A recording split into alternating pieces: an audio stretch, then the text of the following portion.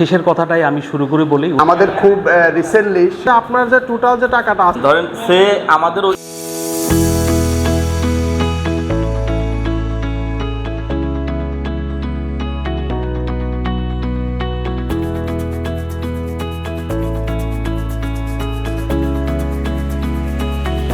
এটা হচ্ছে আপনার বিপিপিএ থেকে একটা কিভাবে আমরা অ্যাবসেন্টি ক্যালকুলেশন করব সেটার একটা নমুনা তারা দাখিল করে দিছে এবং হচ্ছে এটা টোটালি একটা পিডিএফ ফাইল আকারে এখানে 5 পাতার পেজে তারা একটা দিয়ে দিছে। সেক্ষেত্রে আপনাদেরকে টোটাল একটু পড়তে হবে, তাহলে আপনারা বুঝতে পারবেন। আমি জি ওয়ালাইকুম আসসালাম। আমাদের খুব রিসেন্টলি শীঘ্রই আমাদের একটা বড় টেন্ডার হতে যাচ্ছে বিশ্ববিদ্যালয়ে, আল্লাহর রহমতে আমরা ওটার জন্য সবাই উন্মুখে আছি পুরো বিশ্ববিদ্যালয়ে। তো সেখানে আমাদের একটা বিষয় সামনে আসতেছে, এটা তো আমরা এখান থেকে বুঝতে পারি আপনাদের থেকে।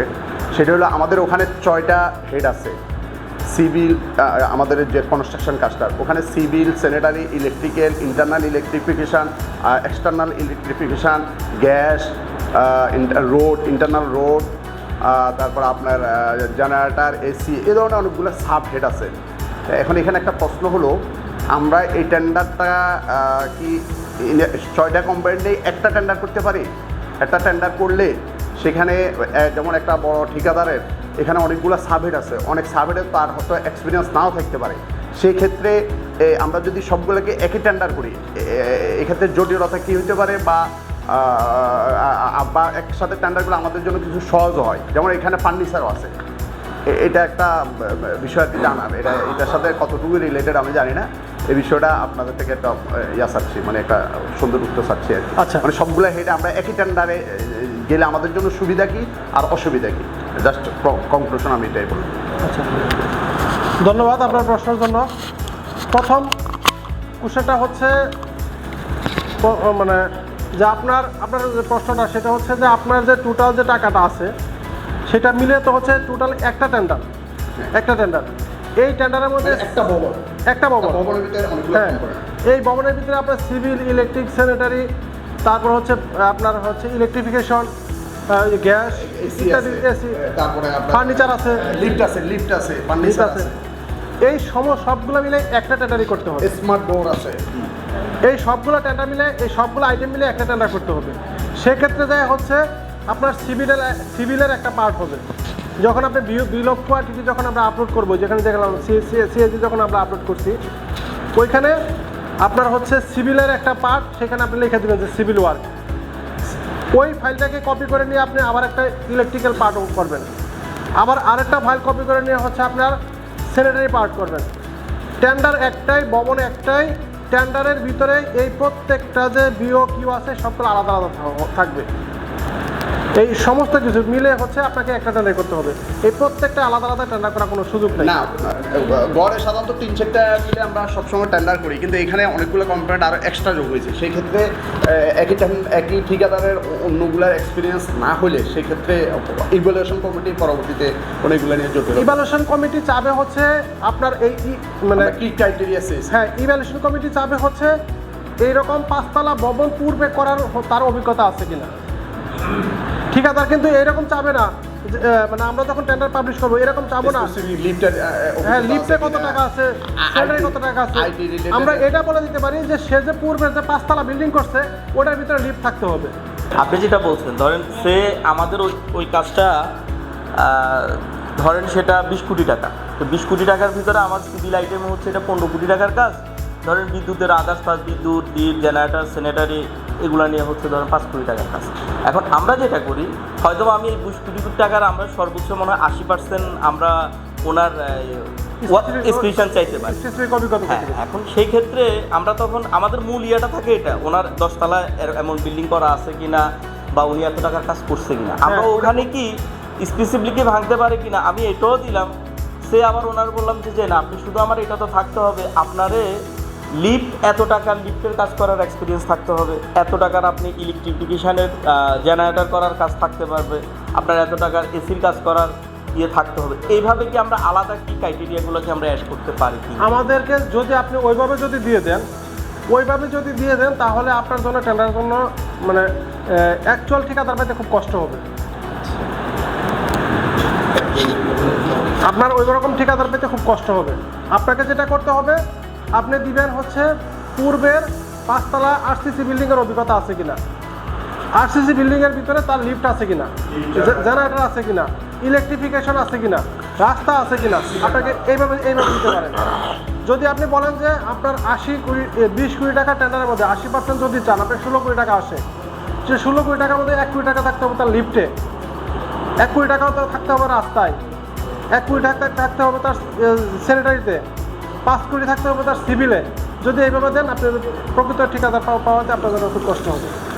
আপনাকে এই জন্য চাইতে হবে বিল্ডিং কাজের অভিজ্ঞতা, 10 তলা ভবন, সাথে লিফট, জেনারেটর, রাস্তা ইনক্লুডিং এগুলো সব। ঠিক আছে, ধন্যবাদ।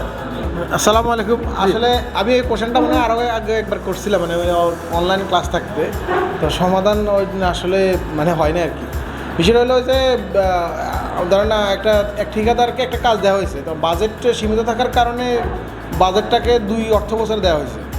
ধরেন 2024-25 মানে বা 2024-25 25-26 মিলে অর্থ বছরে ওয়ার্ক অর্ডার দেওয়া হয়েছে। এখন কাজ করতে দিয়ে দেখা গেছে যে ঠিকাদার কাজ করছে, উনি 50% কাজ করছে, মানে অর্থ বছর অনুযায়ী 50% কাজ করে ফেলছে, কিন্তু 50% কাজ সে করে নাই, না করে কয়েকদিন করে নাই। আবার ওই যে অর্থ বছর 2টা থাকার কারণে পরে যে প্রথম অর্থ বছর যে বাজেট ছিল, পরবর্তীতে যে বাজেট সংযোজন করার কথা ছিল সেটা সংযোজন করা হয় নাই, সেক্ষেত্রে সে কাজও করে নাই। এখন এটার সমাধান কী হবে? ধরেন এর ওয়ার্ক অর্ডার মেয়াদটা সব শেষ, তাহলে এটার সমাধানটা কী হবে? সে বিল নিল যে 50% যে কাজ করছে সেটার বিলটি নিয়ে গেছে, এখন না নেওয়ার পথে জামানত থেকে শুরু করে অন্যান্য যে পার্টিগুলো আছে এগুলোর মানে সমাধানটা কী হবে পরবর্তী? ধন্যবাদ আপনার এত গুরুত্বপূর্ণ একটা প্রশ্নের জন্য। প্রথম যে আপনার কাছে আমার কোশ্চেন, সেটা হচ্ছে আপনি যে টেন্ডারটা করছেন সেটা কি হচ্ছে ডেভেলপমেন্ট বাজেট নাকি আপনার রেভিনিউ বাজেট?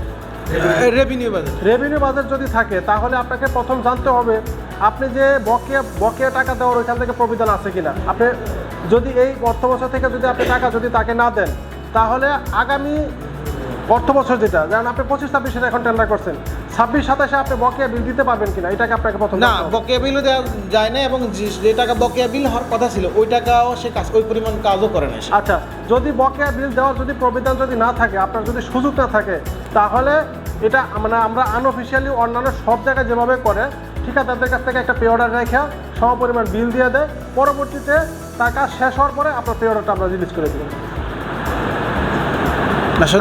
বাজেট যদি না আসে, যদি পরবর্তী বাজেট তো পরে আসবে না, আপনার রেভিনিউ খাতে টাকা 30শে জুন তো আপনার অটো ক্লোজ, এটা তো সবাই জানেন আপনারা। জি, 30শে জুনে তো অটো ক্লোজ হয়ে যাবে। তো তার জন্য কী করতে হবে, আপনার বিল এবং টোকেন লাগানোর যে লাস্ট ডেট আছে তার আগেই ঠিকাদারদের কাছ থেকে ওই সমপরিমাণ টাকা, যে পরিমাণ সে কাজ করছে এবং যে পরিমাণ টাকা তার বাকি আছে, ধরেন আপনার 100 টাকার কাজ, 100 টাকার কাজের মধ্যে আপনি 50% সে কাজ করছে, বাকি 50% কাজ এখনও অবশিষ্ট আছে, তাহলে আপনাকে তার কাছে কী করতে হবে, তার কাছ থেকে মিনিমাম 70% টাকা আপনার কাছ থেকে তার একটা ক্যাশ টাকা পেয়ারা নিয়ে নিতে হবে, রাখতে হবে। রাখে আপনি তাকে টোটাল টাকা বিল দিয়ে দিবেন। বিল দিয়ে, কারণ যেহেতু আপনি 30শে জুনের পরে তো এই টাকার সুযোগ নাই, টোকেন লাগানোর পরে তার বিল লাগানোর সুযোগ নাই, তাহলে আপনাকে কী করতে হবে, এই টোকেন লাগানোর আগে ডেটে তার কাছ থেকে একটা আনঅফিসিয়ালি, এটা কিন্তু অফিসিয়ালি না, তার কাছ থেকে একটা পে অর্ডার রেখে দিতে হবে। পে অর্ডার নিয়ে আপনার কাছে রাখবেন, রাখে আপনি তাকে বিল প্রসিড করে দিলেন। বাই দিস টাইম আপনি তার কাছে কাজ শেষ করে বিলও দিয়ে দিলেন, কারণ বিলের চেকের মেয়াদ তো 3 মাস থাকে, চেকটাও দিবেন, এই টাকাটাও দিবেন। তাহলে যদিও সে যদি কাজ যদি না করে, ওই যে তার কাছে আপনার কাছে যে পে অর্ডারটা আছে, পে অর্ডার ভাঙে আপনি কাজটা করে নিতে পারবেন। কারণ এই বকেয়া বিল আগামী অর্থ বছর দেওয়ার কোনো সুযোগ নাই, বকেয়া বিল দেওয়া যাবে না। বকেয়া বিল দিতে গেলে আপনি ফাঁসে যাবেন যদি প্রবিধান না থাকে। সে যদি কাজও না করে, তো সেক্ষেত্রে কাজ না করলে তো আপনার কাছে তো তার জামানত আছে। কাজ না করলে সেই জামানতটা ফেরত পাবে না নাকি? কাজ না করলে তো তার জামানত তার ক্লজের মধ্যে যে আমরা একটা ক্রাইটেরিয়া ফুলফিল করার জন্য ঠিকাদারের যে ইঞ্জিনিয়ার বা বিভিন্ন সাপোর্টের যে মেম্বারগুলো থাকে, দেখা যাচ্ছে ওদের এক্সপিরিয়েন্স সহ আমরা একটা ক্রাইটেরিয়া ফুলফিল দেই। দেখা যায় কাজ পাওয়ার পরে ঠিকাদার কিন্তু ওইভাবে সাবমিট করলো যে আমার 10 এক্সপিরিয়েন্স এমপ্লয়ি আছে, আমার এই এলিমেন্টগুলো আছে, এই টুলসগুলোও আছে, কিন্তু কাজের ক্ষেত্রে এসে দেখা যায় তার একজন ইঞ্জিনিয়ার সাইডে নাই, তার এলিমেন্টগুলোও নাই, তার যে ম্যাটেরিয়ালসগুলো যে শাটার বা বিভিন্ন যে ক্রাইটেরিয়া আমরা ফুলফিল করলো বা দিল, সেক্ষেত্রে ওর কিছুই নেই। ও দেখা যাচ্ছে যে যেখানে মানুষ 20 জন দিয়ে কাজ করার কথা সেখানে 3 জন দিয়ে কাজ করে। তো এই ক্ষেত্রে তার সময়টা অনেক সময় লেগে যাচ্ছে আর কি। তো এই জিনিসটার বিষয়ে কোনো কিছু এটার ব্যাপারে আমাদেরই আছে। পিসিসির ভিতরে আপনি দেখবেন হচ্ছে আপনার প্রথম যেটা আছে, যদি আপনার প্রথম হচ্ছে একটা ওয়ার্ক প্রোগ্রাম, কাজ পাওয়ার পরে সে কত দিনের মধ্যে হচ্ছে তার যে আগে যে টেন্ডারের সাথে যে ওয়ার্ক প্রোগ্রামটা দিছে ওই ওয়ার্ক প্রোগ্রাম কতটুকু সামঞ্জস্য আছে, সে আবার পুনরায় 1 সপ্তাহের মধ্যে সাবমিট করবে। 1 সপ্তাহের মধ্যে সাবমিট করার পরে আমি তাকে আরও 1 সপ্তাহ সময় দিব এটা রিভাইজ করার জন্য। মানে আমি দেখার পরে যদি কোনো কারেকশন থাকে সেটা কারেকশন করে আমি তাকে রিভাইজ করার জন্য সুযোগ দিব। যদি সে রিভাইজ করে না দিতে পারে তাহলে তার কাছ থেকে আমি প্রতিদিন হিসাব করে একটা জরিমানা ধার্য করা যায়, আমি জরিমানা ধার্য করবো। এটা হচ্ছে ওয়ার্ক প্রোগ্রাম। ওয়ার্ক প্রোগ্রাম দেওয়ার পরে তারপরে হচ্ছে তাকে যে আমি শিডিউলটা বুঝাই দিলাম, সাইট হ্যান্ড ওভার করে দিলাম, মানে সাইট বুঝাই দিলাম। বুঝাই দেওয়ার পরে হচ্ছে ওই যে আমার হচ্ছে লিকুইডিটি ড্যামেজ যেটা আছে ওই অনুযায়ী তাকে আমি পানিশমেন্ট দিতে পারবো। বাট স্পেসিফিকলি আমি তাকে ধরতে পারবো না যে আপনি কী বলে আপনার এখানে 10 জন লোক থাকার কথা, আপনি 2 জন লোক দিয়ে কাজ করাচ্ছেন, এইভাবে আমি তাকে ধরতে পারবো না। আচ্ছা, সেক্ষেত্রে দেখা যাচ্ছে যে সে যে রিকোয়ারমেন্টগুলো আমরা দিচ্ছি রিকোয়ারমেন্টগুলো ফুলফিল করে না, এক কাজ কিন্তু সে প্রপারলি করতেছে, ঠিক আছে। আরেকটা বিষয় হলো যে ড্যামেজ লিকুইডিটি ড্যামেজের যে জরিমানাটা, আমরা দেখা যাচ্ছে যে জরিমানা এগুলো করতে হলে কি আমাদের হোপের অনুমোদন নিয়ে জরিমানাটা করতে হবে না? হ্যাঁ, অবশ্যই। আপনি তো একা কোনো কিছু করতে পারবেন না, আপনাকে কোনো কিছু করতে হলে অবভিয়াসলি হবে পারমিশন।